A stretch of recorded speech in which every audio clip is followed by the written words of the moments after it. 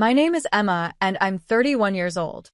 3 months ago, my fiancé Marcus proposed to me at the most expensive restaurant in New York, with a vintage sapphire ring and promises of forever. It should have been the happiest moment of my life.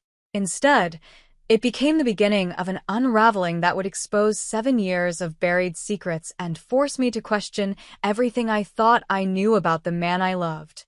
You see, Marcus had never introduced me to his family, not once in our 2 years together. Every time I asked, his hands would tremble, and he'd change the subject. The day I finally discovered why he was hiding them, I found myself standing in a care facility, face to face with a truth so devastating it would either destroy us completely or teach us what love really means when it's stripped of all its pretty lies.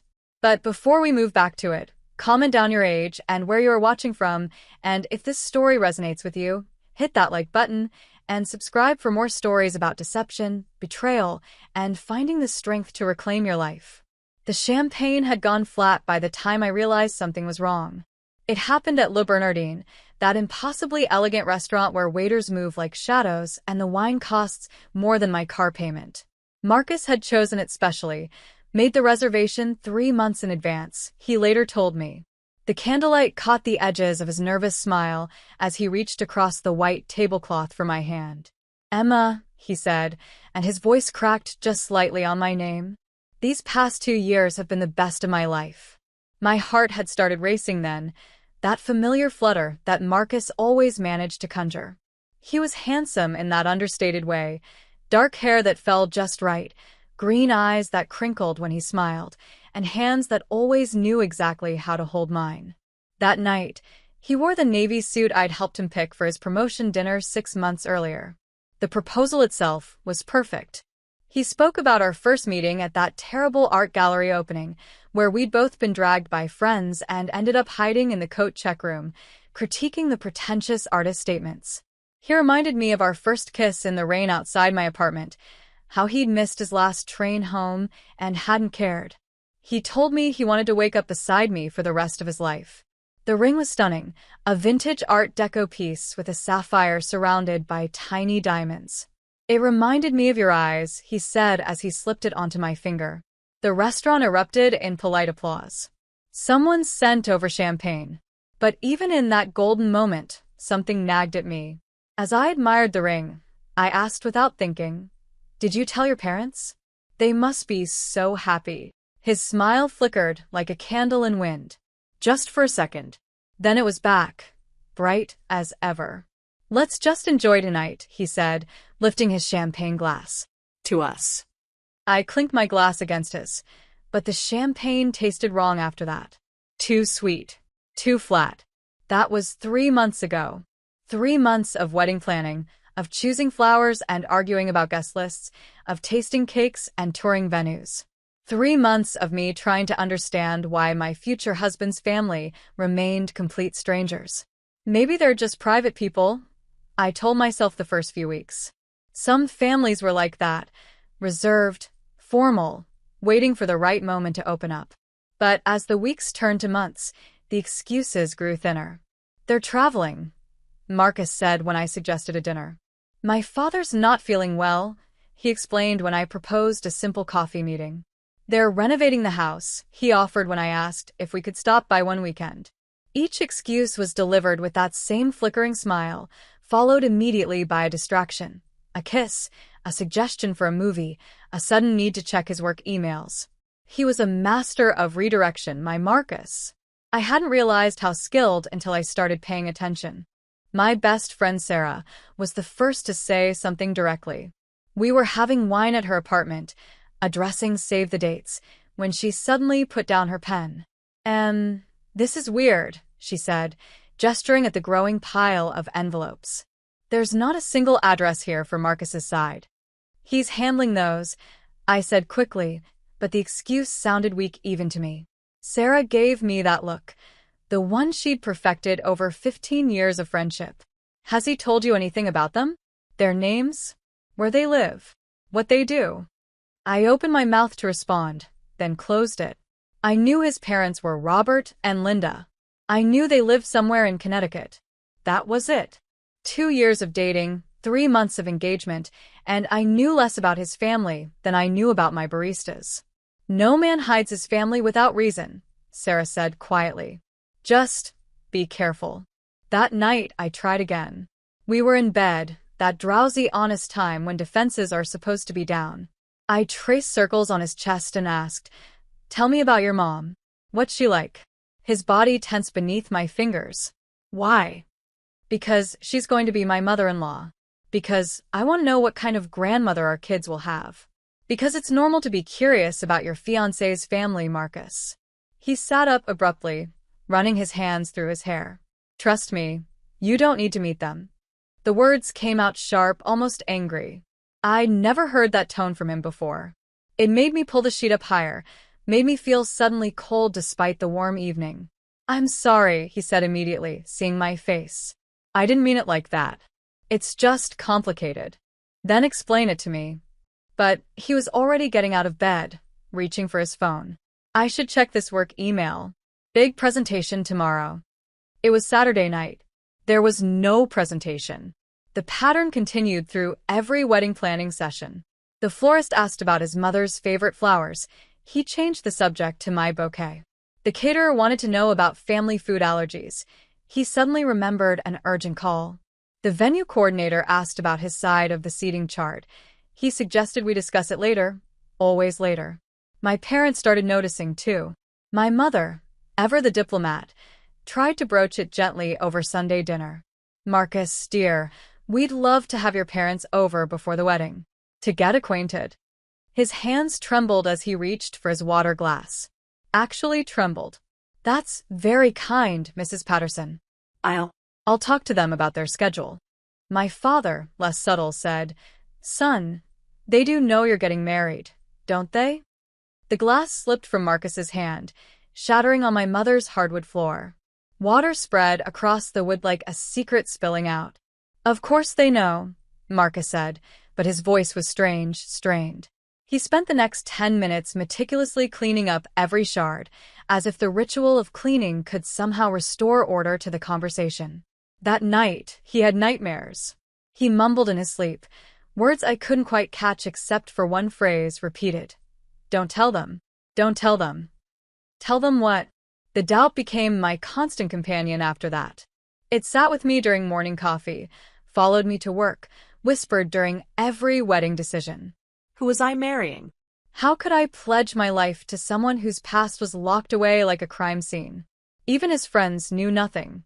At our engagement party, thrown by my friends, attended by my family, populated by my coworkers, his groomsmen admitted they'd never met his family either.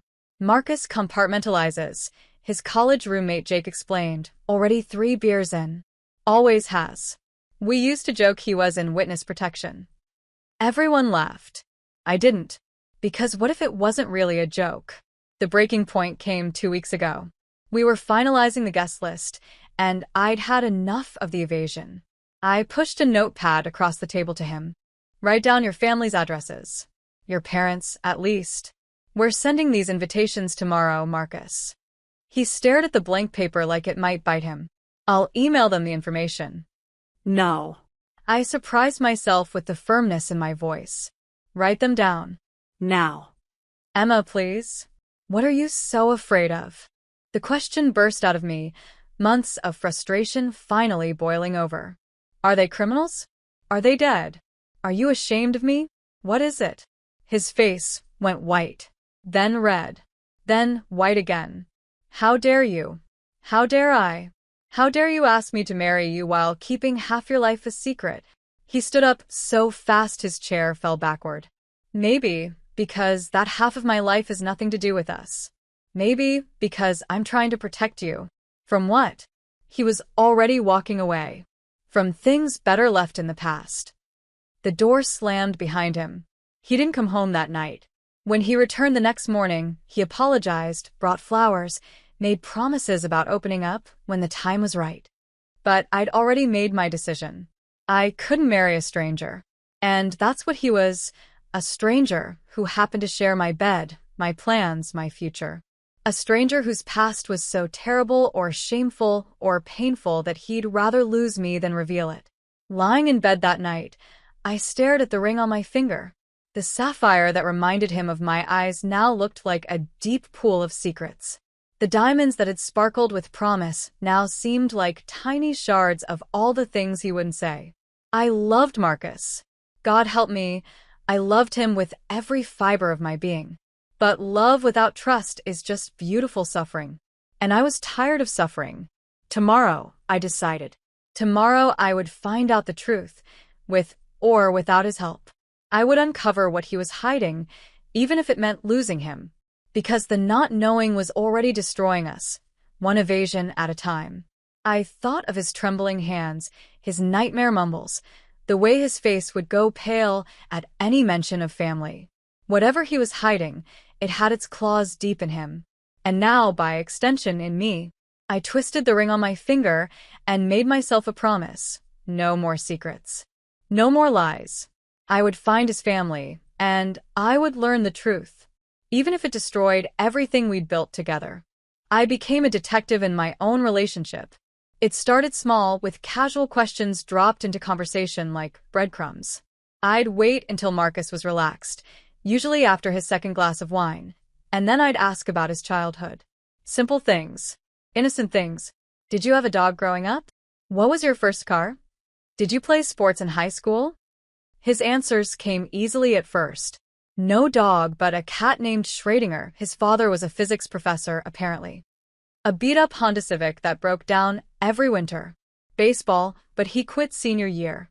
Each answer was a tiny piece of the puzzle that was Marcus's past, but the pieces didn't quite fit together. One evening, while he cooked dinner, I mentioned how my family always went to the Jersey Shore for summers. "Where did your family vacation?" I asked, keeping my voice light. He paused, wooden spoon suspended over the pasta sauce. "Different places," he said vaguely. "Like where?" "I don't really remember."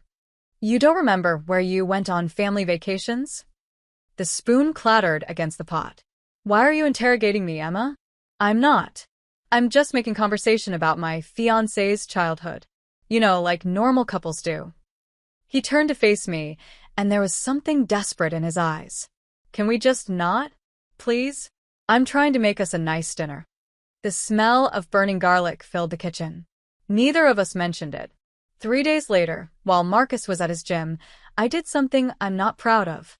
I searched his study. He'd always been protective of that room. It was his space, he said. Where he worked from home, where he needed privacy to concentrate. I'd respected that boundary for 2 years. But boundaries built on secrets aren't really boundaries, they're walls. And I was tired of living behind walls. The study was meticulously organized. Files labeled by year, books arranged by topic, even his pens were sorted by color. Marcus controlled what he could control, I realized. Maybe because there was so much he couldn't. I found the locked drawer by accident. I was looking for a stamp when my hand hit the back of a bottom drawer and felt the outline of another compartment behind it. A hidden drawer behind the regular one. My heart pounded as I pulled everything out of the front drawer and found the small keyhole. The key wasn't hard to find. Marcus might be secretive, but he wasn't particularly creative. It was taped under his desk, exactly where anyone would hide a spare key. Inside the locked drawer were envelopes. Old ones, yellowed with age. Return addresses from Connecticut, all from the same street, 42 Maple Avenue, Maplewood, Connecticut. The handwriting was feminine, careful. His mother's? They were all unopened. I sat there for a long moment, holding those letters. Unopened letters from his mother. Who keeps unopened letters from their mother? I heard Marcus's key in the front door and quickly put everything back, my hands shaking as I locked the drawer and replaced the key. By the time he called out for me, I was in the living room, pretending to read a magazine I'd grabbed upside down. That night, Marcus talked in his sleep again. This time, I made out more words. "Maple," he said clearly. Then, "Can't go back. Don't tell them about Maple." Maple. Maplewood. The pieces were connecting, but the picture they formed made no sense. I started my social media investigation the next day during lunch break. Marcus's Facebook was sparse, just photos from the past 3 years, all carefully curated. No childhood pictures, no family photos, no tagged locations before he moved to New York. LinkedIn told me he'd graduated from Connecticut State University, but his employment history only went back 5 years. It was like he'd sprung into existence fully formed at age 25. Instagram, Twitter, even MySpace archives, I searched them all. Nothing. Either Marcus had scrubbed his online presence clean, or he'd never had one to begin with. In our hyper-connected age, that level of invisibility took effort. Deliberate, careful effort. I was getting desperate when fate intervened in the form of a chatty florist. We were finalizing the centerpiece designs when she looked at Marcus's name on the order form and said, "Oh, you're from Maplewood. My cousin lives there. Beautiful town. Do you know the Hendersons?" Marcus went rigid. "No," he said quickly. "Different Maplewood." The florist laughed. "There's only one Maplewood in Connecticut, honey. Small world. I probably know your parents. What did you say their names were?" "We should go," Marcus said, standing abruptly. "We'll email about the changes." He practically dragged me out of the shop. In the car, I confronted him. That was rude. She was prying. She was making conversation. And you lied to her. There is only one Maplewood in Connecticut, I checked. His knuckles were white on the steering wheel. "You checked." "Yes, I checked. Because my fiancé is acting like he's in witness protection, and I'm tired of it." He pulled over suddenly, tires screeching against the curb. "Leave it alone, Emma. I'm begging you. Leave it alone." "Or what?" He looked at me then, really looked at me, and I saw something I'd never seen in his eyes before. Fear. Raw, desperate fear. "Or I'll lose everything," he whispered. But he'd already driven away before I could ask what everything meant. That weekend, Marcus had a conference in Boston. He'd be gone for 3 days. 3 days of opportunity. Saturday morning, I drove to Maplewood. It was exactly as Google Maps had promised, a quintessential Connecticut town with tree-lined streets and colonial houses. Maple Avenue was in the older section, where the houses had wraparound porches and histories dating back generations. I drove past number 42 3 times before I found the courage to stop. It was a white Victorian with green shutters and a garden that someone clearly loved. Wind chimes sang on the porch. A tabby cat watched me from a window. This was it. The house where Marcus grew up. The house he'd erased from his history. I sat in my car for an hour, engine running, heat blasting against the November chill. What was I doing? What kind of person sneaks behind their fiancé's back to meet his parents? But then again, what kind of person hides their entire family from someone they claim to love? An elderly woman emerged from the house next door, walking a small terrier. She noticed me sitting in my car and approached with the confident friendliness of someone who'd lived in the same neighborhood for decades. "Can I help you, dear? You look lost." I'm looking for the Brennan family," I said, using Marcus's last name. Her face brightened. "Oh, Robert and Linda. Lovely people. Very private, though. Especially after, well. Are you a friend of the family?" "After what?" I wanted to scream. Instead, I smiled. Something like that. "They're usually home on Saturdays. Linda gardens in the afternoon if the weather's nice." She looked at me more closely. "You know, you remind me of someone. Have we met?" "I don't think so. This is my first time in Maplewood." She studied me for another moment, then shrugged. "Well, good luck, dear. Tell Linda that Mrs. Patterson says hello." Mrs. Patterson. The universe had a sense of humor, same last name as my maiden name. I sat in the car for another 30 minutes after she left. The sun climbed higher, burning off the morning frost. The cat in the window disappeared, replaced by the shadow of someone moving inside. This was insane. I was insane. I should leave, go home, confront Marcus directly like an adult. Instead, I got out of the car. The walk to the front door felt like miles. Each step was a betrayal, each footfall an admission that I didn't trust the man I was supposed to marry. But I kept walking. The doorbell was old-fashioned, the kind you turned. It made a grinding mechanical sound that seemed to echo through the house and straight through my chest. Footsteps approached from inside. The door opened. And I found myself looking at Marcus in 30 years. The same green eyes, the same angular jaw, the same way of holding his shoulders. This was Robert Brennan, Marcus's father, and the resemblance was so strong it took my breath away. "Yes," he said, politely but with a hint of wariness. "Mr. Brennan? I'm Emma Patterson. I'm engaged to your son." The color drained from his face so fast I thought he might faint. He gripped the doorframe, knuckles white, and for a moment I saw Marcus's fear reflected in his father's eyes. "Marcus?" he whispered, and the name sounded like a prayer and a curse combined. "Yes." From somewhere in the house, a woman's voice called out, "Robert? Who's at the door?" He didn't answer her. He was staring at me like I was a ghost or maybe a nightmare. Finally, he stepped back. "You should come in. But God help you, you shouldn't be here." I crossed the threshold into Marcus's hidden past, and I knew there was no going back. Whatever secrets this house held, whatever truth Marcus had been running from, I was about to uncover it. The woman who appeared in the hallway had Marcus's dark hair, though hers was streaked with silver. Linda Brennan was beautiful in that delicate way that suggested a life lived carefully. When she saw me, her hand flew to her heart. "Robert, who is?" "She says she's engaged to Marcus." The silence that followed was so complete, I could hear the grandfather clock ticking in another room.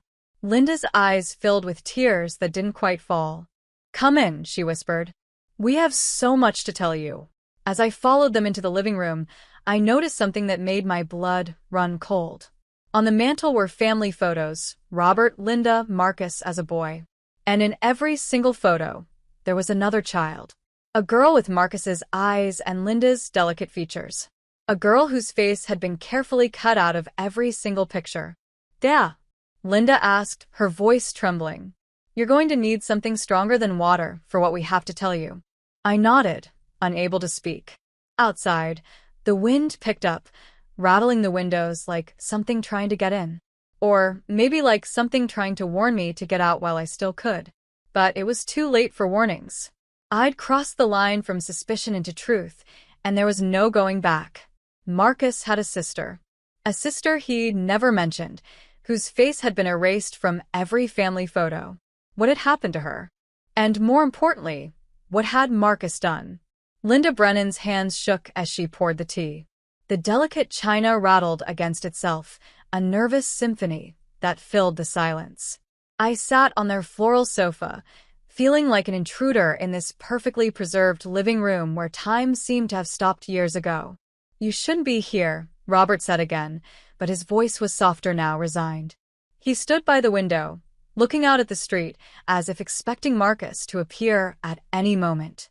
"Robert, she deserves to know," Linda said quietly, setting down the teapot. "If she's going to marry him." "Is she?" Robert turned to face me, and his eyes were hard. "Are you actually going to marry our son? Or are you here because you're having doubts?" The directness of the question caught me off guard.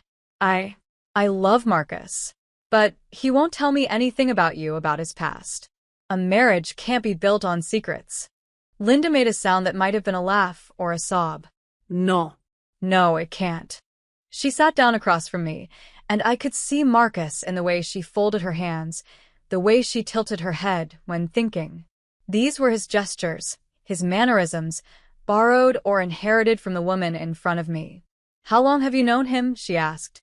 2 years. We got engaged 3 months ago. And in all that time, he never mentioned us? He told me your names, that you lived in Connecticut. That's all." Robert's laugh was bitter. "Of course. The bare minimum of truth. Just enough to avoid outright lying."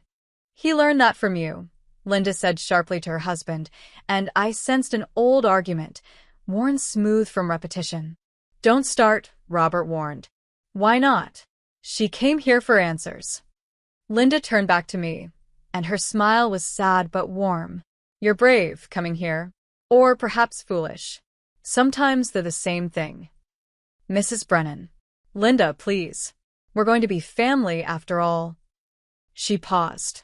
"Or we would have been, if things were different." "Different how?" The grandfather clock chimed the hour, and both Brennans flinched at the sound. 4 o'clock. Marcus would be presenting at his conference right now, safely distant in Boston. No idea that his carefully separated worlds were colliding in his childhood home. He was such a gentle boy, Linda said suddenly, staring at something beyond me, maybe beyond the present entirely. So thoughtful. He'd bring me flowers from the garden, just dandelions and clover, but he'd arrange them so carefully in little juice glasses. He said every flower deserved to be beautiful. Linda, Robert warned. She needs to understand who he was before she can understand what he became. Was? I echoed. What he became. You're talking about him like he's dead. In a way, Robert said quietly, our son did die. The Marcus you know, he's someone else. Someone who had to become someone else to survive what happened. My tea sat untouched, growing cold. What happened? Please, I need to know. Linda stood abruptly and walked to the mantelpiece. She picked up one of the mutilated photos, running her finger over the cutout space where a face should be. Her name was Lily, she whispered. The name hung in the air like a confession. Lily. Marcus had a sister named Lily. She was 3 years younger, Linda continued. They were inseparable as children. Marcus was so protective of her. He'd walk her to school every day, even when he was in high school, and it wasn't cool to be seen with your little sister. He didn't care what anyone thought. She set the photo down gently, as if it might shatter. What happened to her? I asked, though I wasn't sure I wanted to know. He made his choice, Robert said, his voice hard. That's what happened. Robert, stop. Linda's voice cracked. It wasn't that simple. Wasn't it? He chose himself. He always chooses himself. He was 22 years old enough to know right from wrong. They were shouting now, years of pain erupting in front of a stranger. I sat frozen, afraid to move, afraid to breathe. Stop, I said quietly, then louder. Please stop. They both turned to look at me, as if they'd forgotten I was there. I'm sorry, Linda said, composing herself. We don't talk about this. We don't talk about anything anymore, really. How long has it been? I asked. Since you've seen Marcus? 6 years, Linda said. 7. Robert corrected. 7 years, 3 months, and 12 days. The precision of it broke my heart. He'd been counting. He sends money, Linda said defensively. Every month the check arrives. Money. Robert spat the word. As if money could fix what he broke. I stood up, unable to sit still any longer. The room felt too small, too full of ghosts. I walked to the mantelpiece and picked up one of the photos. Marcus, maybe 16 years old, grinning at the camera. And beside him, a hole where his sister should be. Why did you cut her out? I didn't, Linda said quickly. I would never. I did. Robert's voice was flat. I couldn't look at her face. Not after what he did. What he didn't do. You're talking in riddles, I said, frustration rising. What did Marcus do? What happened to Lily? Linda and Robert exchanged a look, one of those married couple conversations that happens without words. Finally, Linda nodded. Sit down, she said. I'll tell you what I can, what I know. But understand, Emma, once you know this, you can't unknow it. It will change how you see him. I sat back down, gripping my cold teacup like an anchor. It was 7 years ago, Linda began. Marcus had just graduated from college. He was living at home, looking for work. Lily was 19, a sophomore at UConn. She was studying to be a teacher. She wanted to work with special needs children. Her voice caught on the past tense. Wanted, not wants. They went to a party. Robert took over, his voice mechanical, like he'd told this story to himself 1,000 times. Some friend from high school was having a summer thing. Lake house. Marcus didn't want to go, but Lily convinced him. She was always good at that, getting him to loosen up. There was drinking, Linda continued. Too much drinking. Marcus knew better. He was supposed to be the responsible one. The older brother. The designated driver. I could see where this was going and my stomach turned. Was there an accident? No, Robert said. That might have been easier to forgive. An accident is a mistake. What Marcus did was a choice. Robert. He left her there. The words came out like bullets. He got into a fight with some guy over something stupid. A girl, probably knowing Marcus. His pride was hurt. So he left. Drove home alone. Left his 19-year-old sister at a party full of strangers, too drunk to even stand properly. The room spun slightly.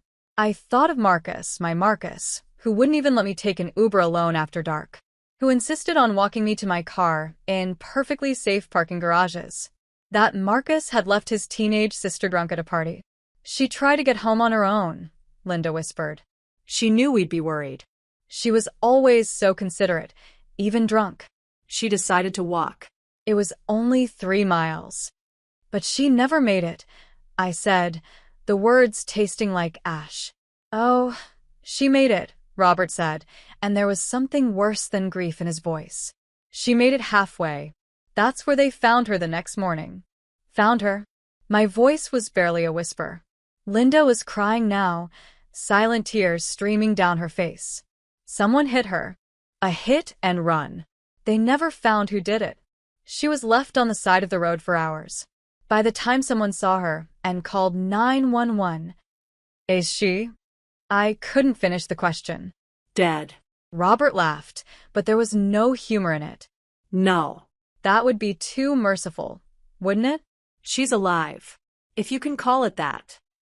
Traumatic brain injury, Linda said clinically, like reading from a medical report. She's in a care facility now. Full-time care.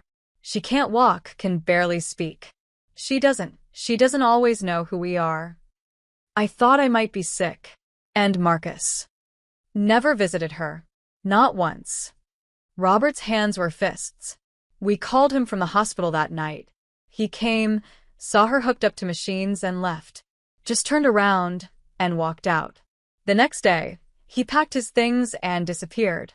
7 years, and he's never even asked how she is. He sends money, Linda repeated weakly. Blood money, Robert shot back. I stood up again, needing air, needing space, needing to be anywhere, but in this room full of broken people and destroyed families. I should go. Yes, Robert said. You should. And you shouldn't come back. But Linda grabbed my hand as I passed. Her grip was surprisingly strong. Be careful, she whispered urgently. You don't know him like we do. The Marcus we raised wouldn't have abandoned his sister. The person he became to live with what he did, we don't know who that is.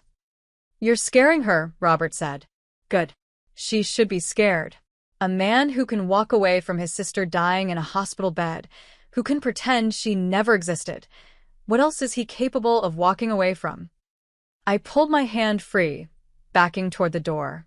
Thank you for telling me. Emma, Linda called after me. The facility where Lily stays, it's called Sunshine Manor. In Hartford. In case you want to know the whole truth. I nodded and fled, their voices following me out. You shouldn't have told her that, Robert was saying. She has a right to know everything before she marries him. If she marries him. After today? Would you? I didn't hear Robert's answer. I was already in my car, driving too fast down Maple Avenue, away from the white Victorian with green shutters and the family photos with holes where faces should be. My phone buzzed. Marcus, calling from Boston. I let it go to voicemail. Hey babe, conference is going well. Boring as hell though. Miss you. Can't wait to get home tomorrow night. Love you. His voice sounded so normal. So Marcus. The same voice that told me he loved me every morning, that laughed at my bad jokes, that whispered my name in the dark. The same voice that had once belonged to a brother who left his sister to die. I didn't sleep that night. I lay in our bed, Marcus's and mine, staring at the ceiling, replaying everything Linda and Robert had told me. Every time I closed my eyes, I saw that photo, with the face cut out. Lily. Her name was Lily, and she was 19 years old when her brother's abandonment led to the destruction of her life. At 3 a.m, I got up and searched for Sunshine Manor online. The website was cheerful in that forced way medical facilities always are. Stock photos of smiling nurses, sunset banners, phrases like compassionate care and dignity in healing. They had a section for patient stories. I didn't look. I couldn't. Not yet. Marcus called again at 7. Morning, beautiful. Did you sleep well? Not really, I said, which was the only honest thing I could manage. Bad dreams. You have no idea, I thought. Something like that. I'll be home by 8 tonight. Want me to pick up Thai food? The normalcy of it made me want to scream. How could he talk about Thai food when his sister was lying in a care facility, unable to walk or speak properly? How could he act like everything was fine when he'd built our entire relationship on a foundation of lies? Sure. I heard myself say. Sounds good. You okay? You sound weird. Ai fine. Just tired. Get some rest today. Love you. Love you too. The words came out automatically, and I hated myself for them. Did I love him? Could you love someone you didn't really know? I called in sick to work and spent the day driving aimlessly around the city, trying to make sense of everything. The Marcus I knew was attentive, protective, caring. He volunteered at the animal shelter on weekends. He helped Mrs. Chen carry her groceries up 4 flights of stairs. He cried during Pixar movies. How did that Marcus reconcile with the one who'd abandoned his injured sister? Unless that was why he was so protective now. Overcompensation. Guilt manifesting as hypervigilance. Every gesture of care penance for the ultimate failure of care. Sarah texted mid-afternoon. Coffee? You sound like you need to talk. I met her at our usual place, a cramped cafe that made the best lavender lattes in the city.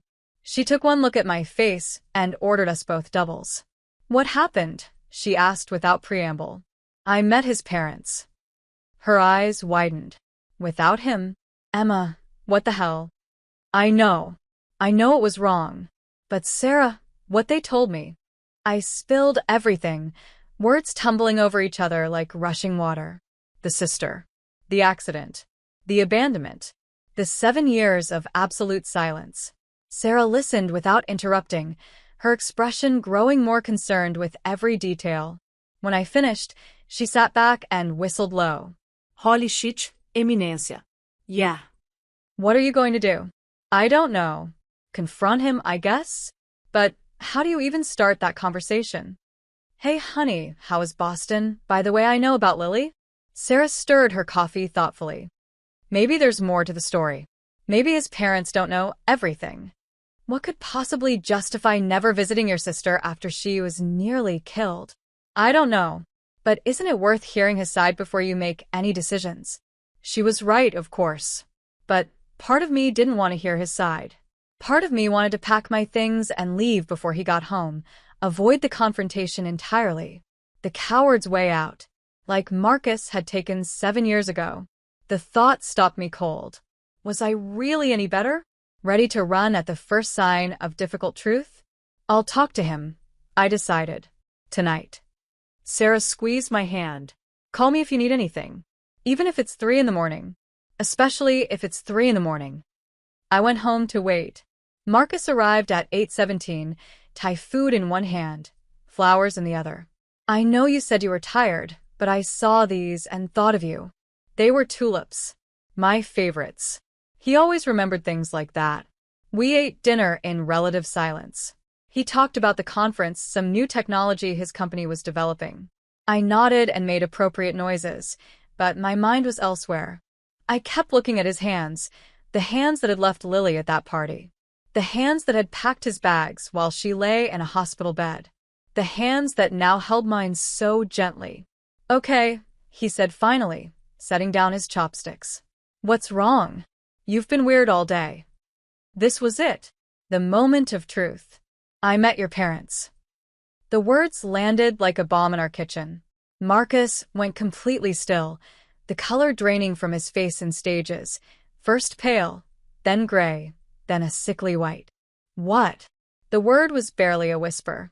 I drove to Maplewood yesterday. I met Robert and Linda. He stood up so abruptly his chair crashed to the floor. You had no right. I had every right. I stood too, matching his energy. I'm supposed to marry you, Marcus. I'm supposed to spend my life with you, have children with you, and you've hidden an entire family from me. They're not my family anymore. Because you abandoned them? Or because they wouldn't let you pretend Lily never existed? At his sister's name, Marcus flinched as if I'd slapped him. Don't. Don't what? Say her name? Lily. Your sister Lily, who you left drunk at a party. Who tried to walk home alone. Who got hit by a car and left for dead because you couldn't swallow your pride long enough to drive her home safely. Stop. Who's been in a care facility for 7 years while you've been playing the perfect boyfriend to me, never once mentioning. Stop. He slammed his hands on the table, and our dishes jumped. I'd never seen him violent before. It scared me. Is this who you really are? I asked quietly. This angry person who screams and slams things? He crumpled then, sinking back into his chair after picking it up, head in his hands. You don't understand. Then explain it to me. Make me understand how you could leave your 19-year-old sister. She wasn't supposed to be there. The words exploded out of him. She was supposed to be at her dorm, studying. She lied to our parents, said she was staying in for the weekend. I didn't even know she was coming until she showed up already half drunk with her stupid friends. So, I was trying to move on with my life. I just graduated. I was trying to network, to meet people who might help me get a job. And then Lily shows up, drunk and loud and embarrassing, needing her big brother to babysit her like always. Like always? He laughed bitterly. They didn't tell you that part, did they? How Lily was the golden child who could do no wrong. How everything was always about protecting Lily, helping Lily, making sure Lily was okay.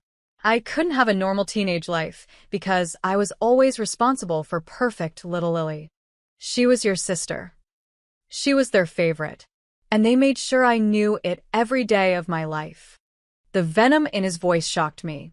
This wasn't grief or guilt. This was old, festering resentment. Even if that's true, I said slowly, she didn't deserve what happened to her. No, he agreed, and for a moment I saw genuine pain flash across his face. She didn't, but neither did I. What happened to you? You walked away unscathed. And scathed? He stood again, pacing now. I lost everything that night. My family, my home, my entire identity. You think I don't carry that guilt every second of every day? You think I don't see her face every time I close my eyes? Then why don't you visit her? Because I can't. He was crying now, tears streaming down his face. Because seeing her like that, knowing it's my fault, it would kill me, Emma. It would literally kill me. So, you chose to protect yourself instead of facing what you did. Yes. Yes, I chose to protect myself. Because the alternative was putting a gun in my mouth, and I chose to live. Is that so wrong? The casual mention of suicide stopped me cold. Marcus. They poisoned you already, he said, wiping his face roughly. My parents. They told you their version, where I'm the villain and Lily's the perfect victim. They didn't tell you how she was drunk and high that night. How she was the one who picked a fight with that guy's girlfriend. How she was the reason I had to leave. She was 19, and I was 22, barely older. But I was supposed to be responsible for her choices. I was supposed to predict she'd try to walk home on a dark road instead of calling literally anyone else for a ride. He collapsed on the couch, exhausted by his outburst. I stayed where I was, trying to process this new information. There were two sides to every story, I knew that. But did it matter? The facts remained. Lily was in a care facility. Marcus hadn't seen her in 7 years, and he'd hidden all of this from me. You lied to me, I said finally. For 2 years you lied. I didn't lie. I just didn't tell you. That's the same thing, and you know it. He looked up at me, and his eyes were red-rimmed, desperate. If I told you on our first date that my sister was brain damaged because of me, would you have gone on a second? I don't know. Exactly. So I didn't tell you. And then the longer I waited, the harder it became. How do you bring something like that up? Pass the salt. Oh, by the way, I destroyed my family? You find a way. You trust the person you claim to love with your truth. I do love you. You love the version of yourself you get to be with me. The one without a past, without a sister, without guilt. But that's not real, Marcus. That person doesn't exist. He stood and crossed to me, trying to take my hands. I stepped back. Emma, please. We can work through this. I'll get therapy. I'll work on the guilt. Maybe someday, I'll even be able to visit her. Just, please don't leave me. You're all I have. Whose fault is that? It was cruel, but I couldn't help it. He'd made himself an island, and now he was surprised to find himself alone. I know I fucked up, he said. I know I should have told you. But Emma, I'm still me. I'm still the man who loves you, who wants to marry you, who wants to build a life with you. Are you? Because the man I thought I knew would never abandon his family. The man I thought I knew would face his mistakes, not run from them. People change. I've changed. Have you? Or are you still the same person who chooses himself over everyone else when things get hard? He stared at me for a long moment. That's what you think of me now? That I'm selfish? I think you're scared. And I think when you're scared, you run. From your family, from the truth, from anything that threatens the life you've built. What happens when we face something difficult? When we have problems? Will you run then too? No. Emma, I swear. Your parents said you send money. He blinked at the sudden change of subject. Yes. Every month. But you never ask how she is. I can't. You can't ask how your sister is doing? If I let myself know, then I have to feel it all again. The guilt, the pain, the reality of what happened. Yes. We stood there, a few feet apart but miles away from each other. The engagement ring on my finger felt impossibly heavy. I need time, I said finally, to think, to process all of this. How much time? I don't know. Are you breaking up with me? I don't know that either. He nodded slowly, defeated. I'll stay at Jake's tonight. Give you space. Thank you. He gathered a few things, moving mechanically. At the door, he paused. Emma? What I said about suicide, that was real. After it happened, after I left, I did think about it. A lot. Being with you, building this life, it's the only thing that's kept me going. I know that's not fair to put on you, but it's the truth. Marcus. I'm not saying it to manipulate you. I'm in a better place now. But I need you to know that leaving wasn't just cowardice. It was survival. And maybe that makes me weak, but I'd rather be weak and alive than strong and dead. He left before I could respond. I sat alone in our apartment, surrounded by the remnants of our Thai dinner and the flowers he'd brought home. The tulips were beautiful, just starting to open. I thought about second chances, about redemption, about whether someone could change fundamentally, or if we were all doomed to repeat our patterns forever. I thought about Lily, lying in a care facility, her life destroyed at 19. I thought about Marcus, carrying guilt so heavy he'd rather die than face it. I thought about Linda and Robert, counting the days since they'd lost both their children, one to injury, one to shame. And I thought about myself, sitting here with a choice to make. Stay with a man whose response to tragedy was to run, or leave and become another loss in his life, another abandonment, another proof that he didn't deserve forgiveness. There were no good answers. Only broken people trying to figure out how to live with their breaks. I picked up my phone and scrolled to Sunshine Manor's number. Visiting hours were from 9 to 5. Tomorrow, I decided. Tomorrow, I would meet Lily. And then I would know what to do. The tulips sat in their vase, opening slowly to the light, unaware that everything around them was falling apart. I gave myself 3 days. 3 days of Marcus texting carefully worded apologies and check-ins. 3 days of staring at my engagement ring. 3 days of replaying every moment of our relationship through the lens of what I now knew. On the 4th day, I drove back to Maplewood. Linda answered the door before I could knock, as if she'd been watching for me through the window. She looked older than she had 4 days ago, or maybe I was just seeing her more clearly now. I wondered if you'd come back, she said, stepping aside to let me in. I had to. I need to understand more. Robert's at work, she said, leading me to the kitchen this time instead of the formal living room. The kitchen was warmer, more lived in. Photos covered the refrigerator, old ones from before. Marcus and Lily at various ages, always together, always smiling.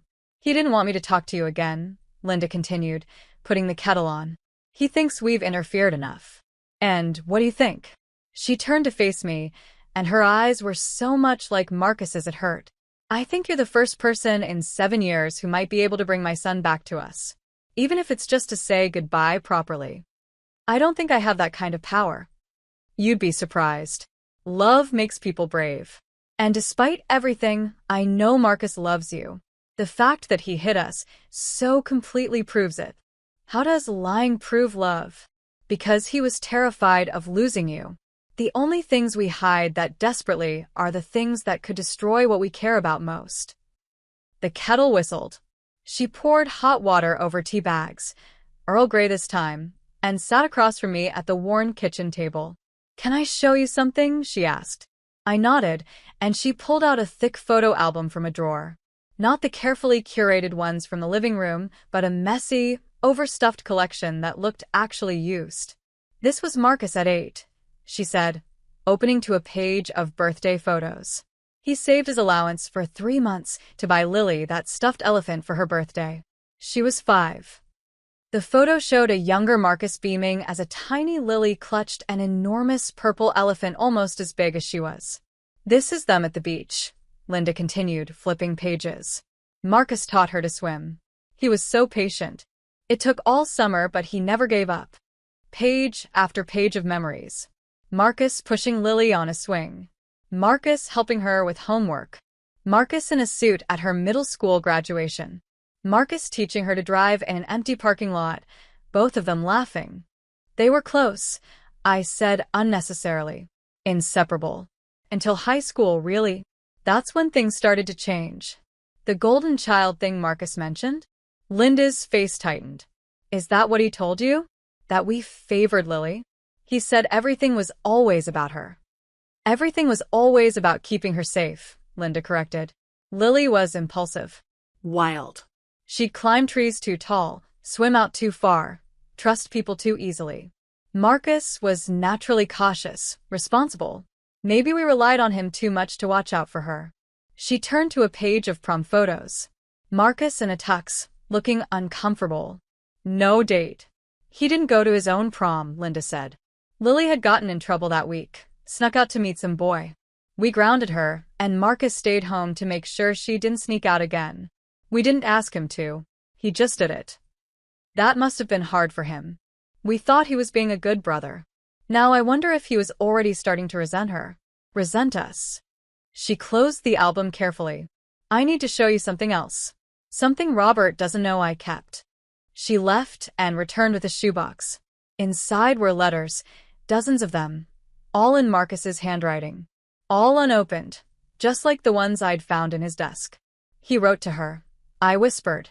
For the first year. Sometimes 2 or 3 a week. Never mailed them, just wrote them. I found them in his room after he left. Have you read them? No. They're not mine to read. They're Lily's. I keep thinking someday he'll come back and give them to her himself. She laughed bitterly. Stupid, isn't it? Hope isn't stupid. After 7 years, it might be. I picked up one of the letters, feeling the weight of it. Marcus's guilt, his words, his attempt to communicate with his sister, all trapped inside unopened envelopes. There's something else, Linda said quietly. Something we didn't tell you before. About that night. My stomach clenched. What? The boy Marcus fought with at the party, the reason he left. It wasn't about a girl. The boy he was bothering Lily. Being aggressive. Marcus intervened, and it got physical. The host kicked Marcus out, but let the other boy stay. So Marcus was protecting her? Yes. But he was so angry. At the boy, at the situation, at Lily for putting herself in danger again. He left in that anger. Didn't think about what would happen to her without him there. Did he know? About the boy still being there? I don't know. He's never talked about it. Never talked about any of it. We sat in silence for a moment, the weight of the story settling around us. Can I ask you something? I said finally. If I could convince Marcus to visit Lily, would you want that? Even after all this time? Linda's eyes filled with tears. More than anything in the world. Even if it's just once? Just to say goodbye. Even then. She asks for him, you know. Not often anymore, but sometimes. Where's Marcus? She says. We tell her he's at work. It seems kinder than the truth. What is the truth? That her big brother, who once wouldn't let her walk to school alone, now can't bear to look at her. The words hung heavy between us. I thought of Marcus, sitting in Jake's apartment, convinced his guilt would kill him if he faced it. Maybe he was right. Or maybe facing it was the only way to survive it. The other sibling, I said suddenly. In the photos, before they were cut. That was Lily, Linda said quickly. Robert went through a phase where he couldn't see her face without rage. He's better now, but the photos. He cut out Lily? Not Marcus? Never Marcus. Even in his angriest moments, Robert couldn't erase his son. Just the reminder of what we lost. But Lily's still alive. Is she? Linda's voice was hollow. The daughter we raised loved to dance. She was on the debate team. She wanted to teach kindergarten. That girl is gone. The woman in that facility, we love her. God knows we love her, but she's not the Lily we knew. And Marcus? Is he still the son you knew? Linda was quiet for a long time. I don't know. That's what I need to find out. There's something else, I said, remembering. Marcus mentioned another name in his sleep once. Something about don't tell them about Maple. Linda frowned. Maple? That's just the street name. Maybe he was having nightmares about telling me. About his past catching up. Or maybe, Linda said slowly, he was rehearsing. Practicing what he'd say if he ever had to face it. Robert's car pulled into the driveway, and Linda quickly put away the shoebox of letters. Don't mention these, she said. He doesn't understand why I keep them. Robert entered through the kitchen door, stopping short when he saw me. You're back. I needed to know more. He set down his briefcase, looking tired. And? Do you know enough now to make your decision? I don't know if I'll ever know enough. Fair. He poured himself coffee from a pot that looked like it had been sitting all day. Has Linda told you her theory? That you can save him? Robert, Linda warned. What? It's what you think, isn't it? That this girl can somehow undo 7 years of cowardice. I think, Linda said carefully, that Emma might be the reason Marcus finally faces what happened. And if he doesn't? If he runs again? Then at least we tried. Robert turned to me. She won't tell you this, but I will. We're getting old. We won't be around forever. And when we're gone, Lily will have no one. The money Marcus sends isn't enough. She needs family. She needs her brother. I understand. Do you? Because if you marry him without resolving this, you're complicit. You're enabling his abandonment. Robert. Linda snapped. It's true. Every day he doesn't visit her is a choice. And if you accept that choice, you're part of it. The accusation stung because it was true. If I married Marcus knowing he'd abandoned his sister, knowing he continued to abandon her, what did that make me? Where's the facility? I asked. Sunshine Manor? Hartford, Linda confirmed. Exit 27 off I-91. Room 314. You want me to visit her? I want you to see her, Robert said. See what Marcus can't bear to see. Then make your decision. She might not understand who you are, Linda warned. Her cognition varies day to day. But you'll tell her about Marcus? Robert asked. You'll see if she remembers? Robert, that's cruel. Cruel is 7 years of abandonment. This is just truth. I stood to leave, feeling the weight of their expectations. At the door, Linda hugged me unexpectedly. Whatever you decide, she whispered. Thank you for caring enough to understand. As I drove away, I saw them in my rearview mirror, standing in the doorway together but apart, 2 people held together by shared loss and separated by how they handled it. My phone buzzed. Marcus, can we talk? Please. I texted back. Not yet. Then I programmed Sunshine Manor into my GPS. I didn't go to Sunshine Manor that day. Instead, I went home to find Marcus sitting on our doorstep, looking like he hadn't slept in days. You changed the locks? He asked, holding up his key. No. I just put the chain on. Oh. He stood awkwardly, unsure if he was allowed inside. Can we talk? We're talking. Inside? Mrs. Patterson is watching from her window. I glanced up to see our elderly neighbor poorly hidden behind her curtains. Despite everything, I almost smiled. Some things never changed. I let him in, but kept my distance, staying in the kitchen while he hovered near the door. You look terrible, I said. Thanks. You look beautiful. Don't. Sorry. I'm not. I don't know how to do this. Do what? Beg. Apologize. Explain. All of it. Any of it. He did look awful. His clothes were wrinkled, his hair unkempt, that careful control he always maintained completely absent. Did you go back to them? He asked suddenly. My parents. There was no point lying. Yes. His face crumpled. Of course you did. What else did they tell you? What other poison did they pour in your ear? They told me about the letters. He went very still. What letters? The ones you wrote to Lily. That first year. That you never sent. She had no right. Your mother loves you, Marcus. Both of them do. They just want their son back. Their son is dead. The words exploded out of him. The Marcus they raised, the good son, the perfect brother. He died that night on the side of the road with Lily. Lily isn't dead. Isn't she? Have you seen her? Have you been to that place? Have you? He laughed bitterly. Walked right into that one. Marcus, what are you so afraid of? Really? He sank onto our couch, his couch, my couch, I didn't know anymore, and put his head in his hands. I'm afraid, he said slowly, that if I see her, if I face what I did, I'll finally have to admit that I'm exactly who I've always feared I was. Which is? Someone who saves himself first. Always. The honesty of it took me by surprise. Is that who you think you are? Isn't it? I left her at that party. I ran from the hospital. I abandoned my family.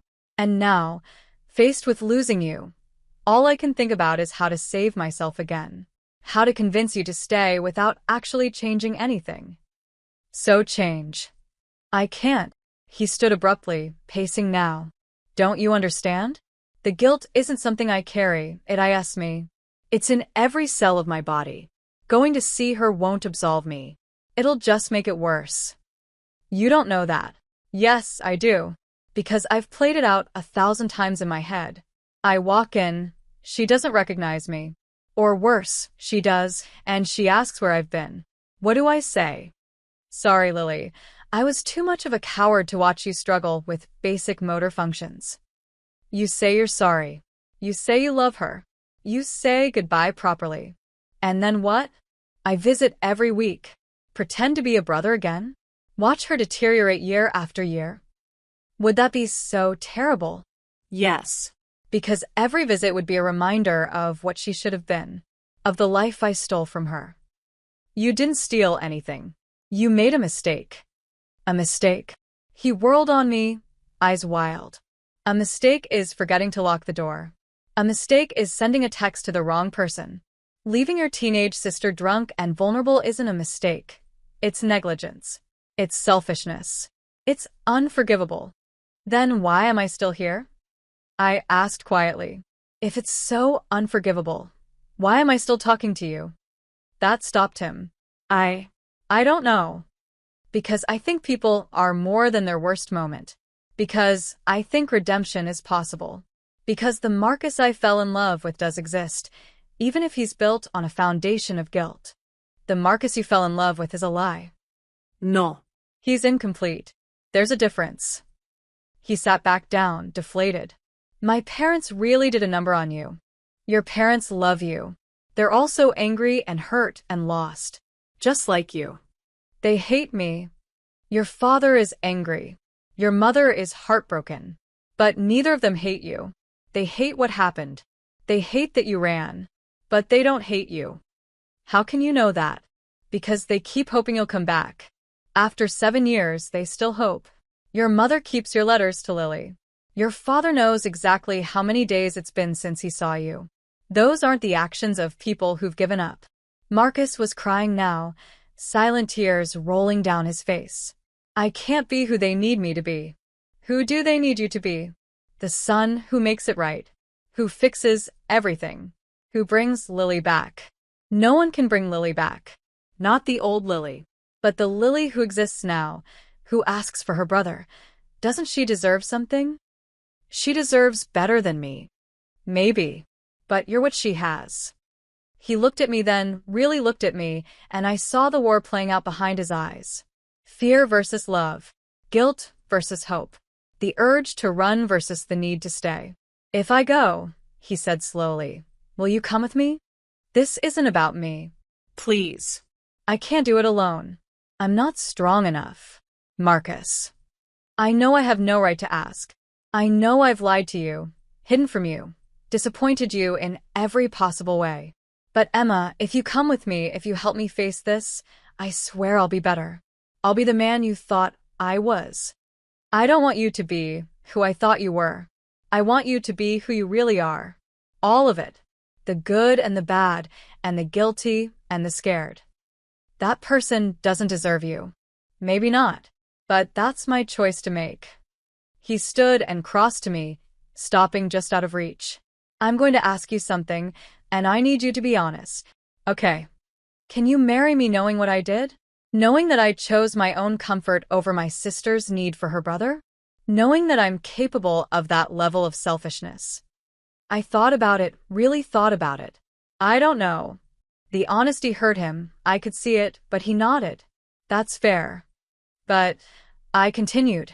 I think I could marry someone who faced their mistakes, who stopped running, who chose to be brave even when it terrified them.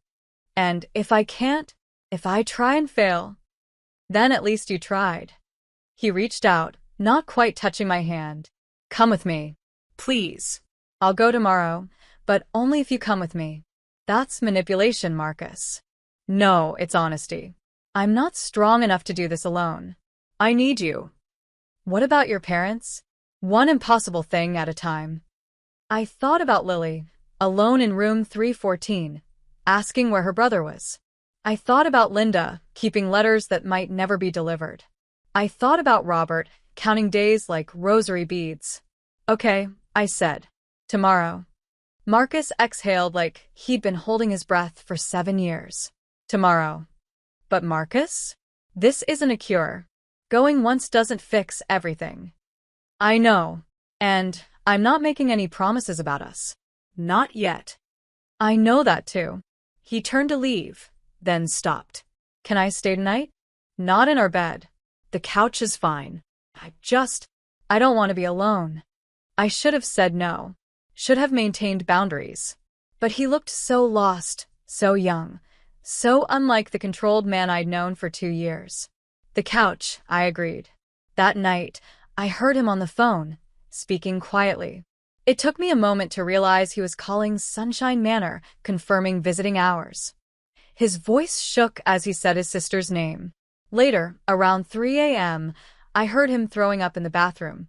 The physical manifestation of 7 years of suppressed guilt finally rising to the surface. I got up and brought him water, found him sitting on the bathroom floor, shaking. I don't know if I can do this, he whispered. Yes, you can. What if she hates me? She won't. How do you know? I thought of what Linda had said about Lily asking for her brother. Because love doesn't work that way. Doesn't it? You might leave me. That's love not working. No, that's love requiring honesty. Requiring courage. Love isn't unconditional acceptance of someone's worst choices. It's believing they can make better ones. He leaned his head against the wall. I wrote her a letter. Tonight. The first one I'll actually give her. What does it say? I'm sorry. I love you. I've missed you every day. That's good. That's a start. Is it enough? It's more than she's had for 7 years. We sat on the bathroom floor until dawn, not touching, not talking much, just existing in the space between what was and what might be. Marcus dozed off eventually, and I watched him sleep, seeing for the first time not the man who'd hidden his past, but the boy who'd been crushed by it. Tomorrow, we would drive to Hartford. Tomorrow, Marcus would face his sister. Tomorrow, everything would change. But tonight, we sat on the cold bathroom floor, two people brought together by love and torn apart by secrets, waiting for the sun to rise on what felt like the first day of either our ending or our beginning. My phone buzzed with a text from Linda. "Robert told me you might visit Lily. If you see our son, tell him we love him. Tell him to come home." I looked at Marcus, still sleeping fitfully against the wall, and wondered if home was a place you could return to after 7 years of self-imposed exile, or if some doors, once closed, could never fully reopen. In a few hours, we'd find out. The sun came up gray and uncertain, matching my mood exactly. Marcus stirred, opened his eyes, and for a moment looked confused about where he was. Then memory returned, and with it, fear. "It's today," he said. "It's today. I might run. When we get there, I might not be able to get out of the car. Then we'll sit in the car until you can. What if I never can? Then at least you got to the parking lot. That's further than you've gotten in 7 years." He stood, stretching muscles cramped from sleeping on the floor. "I should shower. Try to look presentable." "Marcus." "Yeah. Whatever happens today, I'm proud of you for trying." He started to cry again, and I realized that maybe no one had said those words to him since the accident. Maybe he'd been waiting 7 years to hear that someone, anyone, was proud of him for something. "Thank you," he whispered, and went to get ready to face his sister. The letter he'd written lay on the coffee table, sealed and addressed simply, "For Lily with love." In 2 hours, he'd either deliver it or run away with it still in his pocket. I genuinely didn't know which would happen, but I was going to be there either way. The drive to Hartford took forever and no time at all. Marcus gripped the steering wheel so tightly his knuckles were white before we even left the city. I'd offered to drive, but he insisted. Needed the control. Needed something to do with his hands. The letter to Lily sat in his jacket pocket. I saw him touch it obsessively, making sure it was still there, as if it might disappear. "Tell me about her," I said as we merged onto I-91. "Not the accident. Her. What was she like?" Marcus was quiet for so long I thought he wouldn't answer. Then, she laughed at everything. Even things that weren't funny. Especially things that weren't funny. She'd find humor in the darkest situations. Like what? When our grandfather died, we were at the funeral. Everyone crying, and Lily leans over and whispers, "He looks better than he did at Christmas." I couldn't help it. I burst out laughing. In the middle of his eulogy, Mom was mortified. Sounds like she had good timing. The worst timing. Or the best, depending on how you look at it. A ghost of a smile crossed his face. She was fearless. Recklessly so. When she was 12, she entered a talent show to sing, even though she was completely tone-deaf. I mean, spectacularly bad. But she got up there and belted out, "My heart will go on," with total confidence. Did people laugh? They tried not to. But by the end, everyone was charmed by her complete lack of shame. She got a standing ovation for enthusiasm. You must have been proud. I was mortified. And proud. Both. His hands relaxed slightly on the wheel. She was everything I wasn't. Spontaneous, where I was careful. Brave where I was cautious. Open where I was closed off. Sounds like you balanced each other. We did. Until we didn't. We drove in silence through Connecticut's industrial corridor, past Hartford's skyline, following the GPS's calm directions to exit 27. As we got closer, Marcus's breathing became shallower. "I can't do this," he said suddenly, pulling into a gas station. "I'm sorry, I can't." "Okay. We'll wait." "No, you don't understand. I physically can't. I feel like I'm dying." He was having a panic attack. I'd seen them before and my sister knew the signs. I got out, walked around to his door, opened it. "Breathe with me. In for 4, hold for 4, out for 4. "I can't." "You can." For counts in. 1, 2, 3, 4. We breathed together for 10 minutes, cars pulling in and out around us, until his color returned to normal. "This is pathetic," he muttered. "This is human. She's my baby sister. I should be running to see her." "She was your baby sister. Now she's someone you haven't seen in 7 years who represents the worst moment of your life. It's okay to be scared." He looked at me with such raw gratitude, I had to look away. "Ready?" I asked. No. "But let's go anyway." Sunshine Manor was nicer than I'd expected.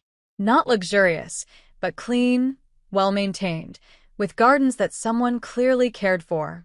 The receptionist smiled warmly when we entered. "Visiting Lily Brennan," Marcus managed. "Oh, Lily. She'll be so happy. She doesn't get many visitors besides her parents. Room 314, 3rd floor. Elevators are to your left." Marcus froze. "Her parents visit?" "Twice a week, like clockwork. Lovely people." Twice a week. For 7 years. While Marcus sent checks. The elevator ride was silent. The 3rd floor smelled of antiseptic and something floral, someone trying to make institution feel like home. We passed rooms with doors open, glimpses of lives paused, a man in a wheelchair staring at a TV, a woman being fed by a nurse, someone's grandmother asleep with a teddy bear. Room 314 had Lily's name on a little plaque decorated with hand-drawn flowers. Through the small window, I could see her. Marcus made a sound like he'd been punched. Lily was beautiful. Even with the obvious signs of her injury, the slight asymmetry of her face, the wheelchair, the way her left hand curled inward, she was lovely. She had Marcus's dark hair, though longer, braided carefully by someone who loved her. She was looking out the window, humming something tuneless. "I can't," Marcus whispered. "You can. Look at her. Look at what I... Look at your sister, who's been waiting 7 years to see you." Before he could run, I knocked and opened the door. Lily turned, and her face lit up with a smile that was pure sunshine. "Visitors." Her voice was different than I'd expected, slower, slightly slurred, but warm. Welcoming. "Hi, Lily," I said gently. "I'm Emma, and I brought someone to see you." Marcus stepped into view, and Lily's smile faltered, confusion crossing her features. She studied him, head tilted, and I watched recognition dawn slowly, like sunrise. "Marcus," she whispered. He nodded, unable to speak. "Marcus," she said louder, and tried to stand, forgetting she couldn't. The effort made her chair roll backward, and Marcus lunged forward instinctively, catching her before she could fall. And then they were hugging, Lily's good arm wrapped around her brother's neck, Marcus sobbing into her shoulder, 7 years of absence collapsing into this single moment. "You came back," Lily said, patting his head like he was the younger sibling. "I knew you'd come back." "I'm sorry," Marcus choked out. "Lily, I'm so sorry." "Sure," she soothed. "No crying. Happy day. Marcus is here." He pulled back to look at her, really look at her, and I saw him catalog every change, every scar, every sign of damage. "I should have been there," he said. "You're here now," Lily replied simply, as if that erased everything. A nurse appeared in the doorway. "Everything okay?" "Oh my goodness, is this my brother?" Lily announced proudly. "This is my brother Marcus." The nurse's eyes widened. She'd clearly heard about the absent brother. "How wonderful. Lily, what a special day." "The most special," Lily agreed, not letting go of Marcus's hand. We spent the next hour in a strange, tender bubble. Lily showed Marcus her room, her drawings on the wall, abstract but colorful, her collection of stuffed animals, each with a name and backstory, her photos. So many photos, including ones of Marcus from before. "Mom brings pictures," she explained. "So I don't forget." "Did you?" Marcus asked quietly. "Forget? Sometimes. But then I remember again. You taught me to swim." "I did. You let me wear your baseball cap. It was too big for you. I liked it big." She touched his face suddenly, her good hand tracing his features. "You look sad." "I am sad." "Why?" Marcus looked at me helplessly. "How do you explain 7 years of guilt to someone whose concept of time has been fractured?" "Because I missed you," he said finally. I missed you too. But you're here now, so no more sad. The simplicity of her forgiveness was devastating. No accusations, no anger, just pure happiness that her brother had returned. Aide brought in lunch, and Lily insisted on sharing her pudding with Marcus, feeding him bites with intense concentration. You're too skinny, she declared. Mom says you don't eat. Mom talks about me? All the time. Dad too, but he gets the angry face.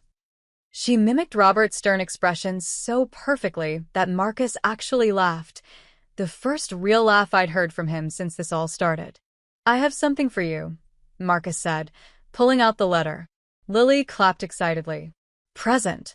It's a letter. Read it. Marcus opened it with shaking hands. Dear Lily, I'm sorry. I love you. I've missed you every day. I love you too, she said immediately. Write that down. Love, Lily. Marcus added it to the bottom of the letter, and Lily insisted on signing it with her good hand, the letters shaky but determined. As the visit went on, I understood what Linda had meant about Lily not being the same person. She had moments of complete clarity, followed by confusion. She'd start a story and lose the thread. She called Marcus by their father's name once, then corrected herself, frustrated. But she was still Lily in essential ways. Still finding humor, she made jokes about her lazy left side. Still fearless, she showed us how fast she could wheel her chair down the hall, causing nurses to scatter. Still loving, she introduced Marcus to every staff member they passed, proud as could be. Will you come back? She asked as we prepared to leave. Marcus looked at me, then back at his sister. Yes. Tomorrow? Not tomorrow, but soon. Promise. I promise. She held out her pinky, and he linked his with hers, a childhood ritual remembered. As we walked back down the hallway, Marcus was quiet. In the elevator, he said, She's happy. She seems to be. How is that possible? After everything? Maybe, I said carefully, because she doesn't carry the guilt. That's all yours. In the parking lot, Marcus stopped suddenly. We have to go back. What? Why? I didn't tell her the most important thing. He practically ran back to the building, me following, confused. Back to room 314, where Lily was showing her aide the letter. Marcus, she said, delighted. You came back again. He knelt beside her wheelchair. Lily, I need to tell you something. Okay. The accident. What happened to you? It was my fault. I left you at that party. I should have protected you and I didn't, and I'm so sorry. Lily frowned, processing. Then she bonked him gently on the head with her good hand. Dummy. What? Not your fault. Bad driver's fault. They hit me, not you. But I left you. I was a grown-up. 19. She said it carefully, proud of remembering. Grown-ups make their own choices. You were drunk. My choice. She pointed at herself. My choice to drink. My choice to walk. Your choice to leave. But not your choice to hit me with a car. The simple logic of it seemed to break something in Marcus. He started crying again, and Lily pulled him close. No more sorry, she said firmly. Sorry is done now. Just love, okay? Okay, he whispered. Good. Now go home. It's almost dinner, and Tuesday is mac and cheese. We left again, and this time Marcus made it all the way to the car before breaking down completely. He cried for 20 minutes, great heaving sobs that seemed to come from somewhere deeper than his chest. I held him while he shook apart, and slowly came back together. She doesn't blame me, he said, wondering. She never did. How did you know? Your mom told me. Lily asks for you. Not with anger, just missing you. He was quiet for a long moment. We have to go to Maplewood. Now. While I'm brave. While I remember what courage feels like. The drive from Hartford to Maplewood took 30 minutes. Marcus called his mother from the car. Mom, his voice cracked on the word. It's me. I know it's been. I'm coming home. Just for a visit. I'm Ben and Emma. Yes, the woman who... Okay. Tell Dad. Mom, please don't cry. We'll be there in 20 minutes. When he hung up, his hands were shaking again, but differently. Not fear this time. Anticipation. What did she say? I asked. She said she's making pot roast. She said Dad's in the garden. She said. He paused, swallowed. She said, welcome home. When we pulled up to the white Victorian with green shutters, both his parents were on the porch. Linda was openly crying. Robert stood rigid, arms crossed, but I could see his jaw working. Marcus parked but didn't move. What if they love you? Just remember that. Whatever happens, they love you. We got out together. Marcus walked slowly, like he was moving through water. At the porch steps, he stopped. Mom. Dad. Linda flew down the steps and into his arms, sobbing his name over and over. Marcus held her, his own tears falling into her graying hair. My boy, she kept saying. My boy is home. Robert descended, more slowly. When Linda finally released Marcus, father and son stood face to face. The resemblance was even stronger now. Two versions of the same man separated by 30 years and an ocean of pain. You saw her, Robert said. It wasn't a question. I saw her. And she's herself. Different, but herself. She's happy. No thanks to you. Robert. Linda protested. No, he's right, Marcus said. She's happy despite me, not because of me. But Dad, she forgave me. Without question, without hesitation. She forgave me. Robert's composure cracked. Of course she did. She's Lily. She doesn't know how to hold a grudge. Unlike you. Unlike me. Robert admitted. I've held enough grudges for the whole family. I don't blame you. I don't need your permission to be angry, Marcus. I know. I need you to know that I understand. Why you hate me. I don't hate you, Robert said quietly. I've wanted to. God knows I've tried. It would be easier if I could hate you. But you're my son. I hate what you did. I hate that you ran. I hate that you left us all to grieve alone. But I don't hate you. Marcus broke down again, and this time, Robert caught him, held him. For the first time in 7 years, father held son while both of them cried. We went inside, into the kitchen that smelled like pot roast and memory. Linda bustled around, needing to do something with her hands, while Robert opened windows like fresh air could clear 7 years of stale pain.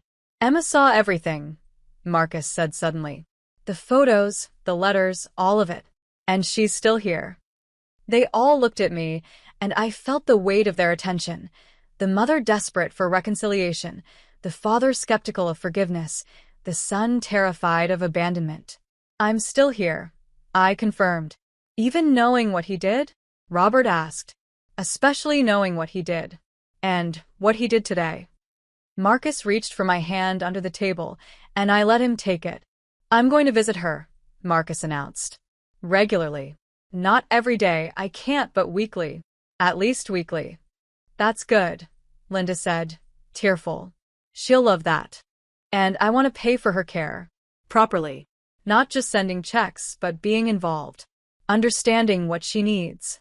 We can manage, Robert started. Please. Let me do this.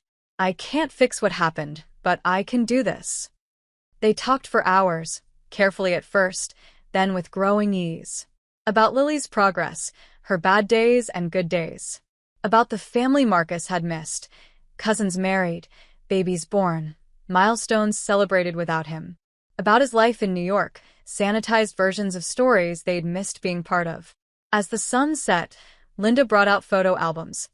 Not the ones I'd seen before, but newer ones. Pictures of Lily in the facility, smiling. Pictures of her with her parents. Pictures of life continuing, imperfectly, but persistently. She made this, Linda said, pulling out a painted canvas. It was abstract, blues and greens swirling together. She said it was the ocean. She remembers the ocean. We went to the Cape, Marcus said softly. When she was 10. She was terrified of the waves at first, then couldn't get enough of them. She remembers that? Pieces. She remembers pieces of everything. At some point, dinner was served. At some point, we moved to the living room. At some point, Marcus stopped looking like he might bolt at any moment. But then Robert asked the question I'd been dreading. So, are you two still getting married? The room went silent. Marcus looked at me, waiting. This was it. The moment of decision. I thought about the last week. The discoveries, the confrontations, the pain of learning that the person you love has dimensions you never imagined. I thought about Marcus abandoning his sister, hiding his past, building a relationship on fundamental omissions. But I also thought about today. The courage it took to walk into that facility. The grace of Lily's forgiveness. The raw honesty of a family trying to heal. I don't know, I said honestly. We have a lot to work through. Marcus's face fell, but he nodded. I understand. But I continued. I know I want to try. If Marcus is willing to do the work, real work, therapy, family counseling, whatever it takes, then yes, I want to try. Really? Marcus's voice was small, hopeful. Really? But there are conditions. Anything. No more lies. Ever. About anything. Done. We postpone the wedding. We're not ready. We need to rebuild. Okay. You go to therapy. Individual and couples. Yes. And Marcus. I turned to face him fully. If you ever run from something like this again, I'm gone. No second chances. No explanations. I won't spend my life wondering when you'll disappear. I won't. I swear. Don't swear. Just do better. Linda was crying again, but smiling through it. Robert looked relieved. Marcus looked like a man who'd been granted a stay of execution. We left late, after promises to visit again soon, to bring Lily to Sunday dinner if the facility allowed it, to try to be a family again. It wouldn't be easy. 7 years of scar tissue doesn't disappear in one evening. But it was a start. In the car, Marcus was quiet for a long time.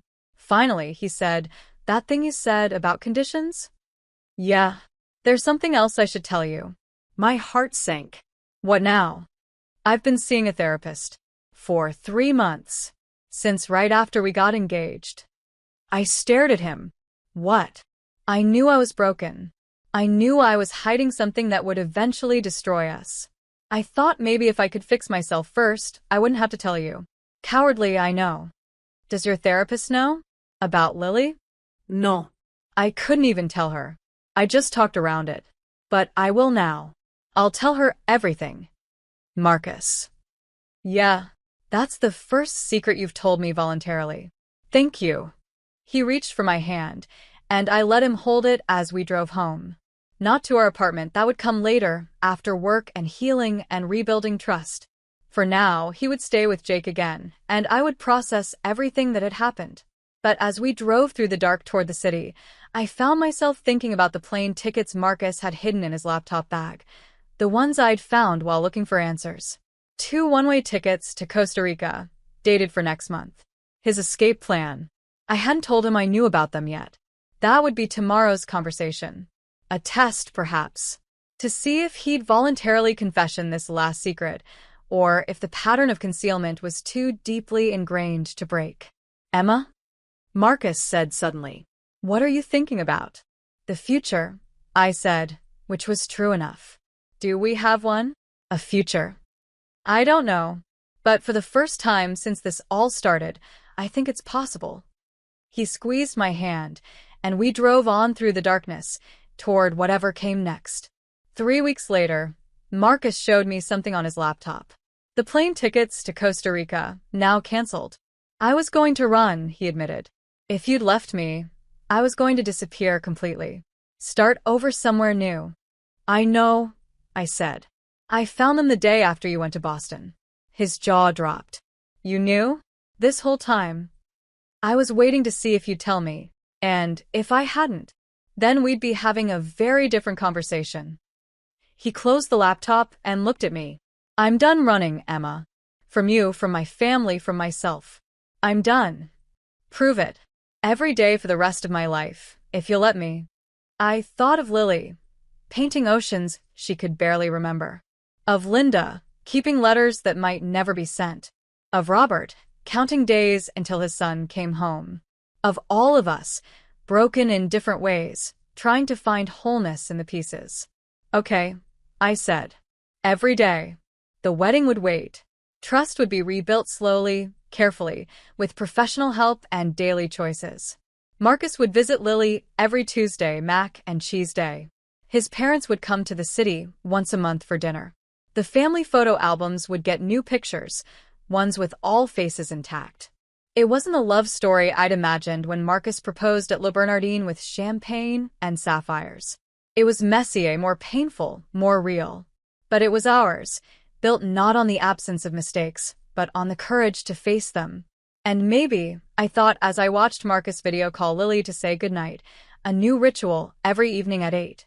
That was enough. Maybe choosing to stay, to fight, to forgive, was its own kind of love story. The kind that doesn't end with a perfect wedding, but with a perfectly imperfect understanding.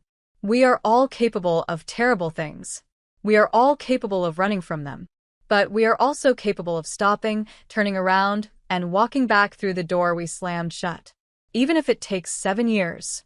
Even if our hands shake the whole way. Even if the person we're walking toward might not be the same as when we left them.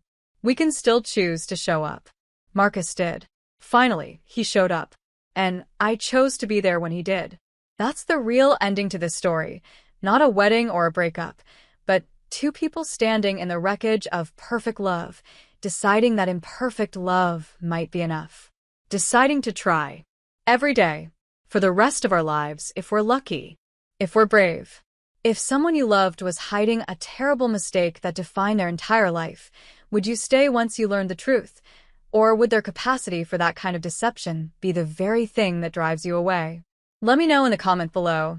And don't forget to like and subscribe for more stories about the secrets we keep and the price we pay for love.